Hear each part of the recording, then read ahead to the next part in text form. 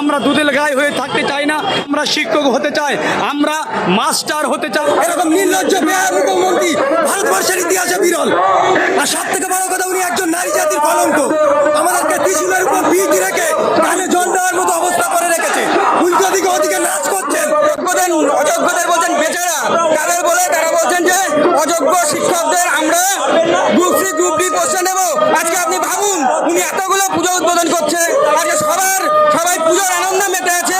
আজকে আমরা ওনার মতো ছোট লোক একটা এত বড় রাজ্যের মুখ্যমন্ত্রী পদে বসা উচিত নয়, ওনাকে এক্ষুনি পদত্যাগ করা উচিত। মুখ্যমন্ত্রী উনি কি কম্পার্টমেন্টাল সবাইকে পেয়েছে?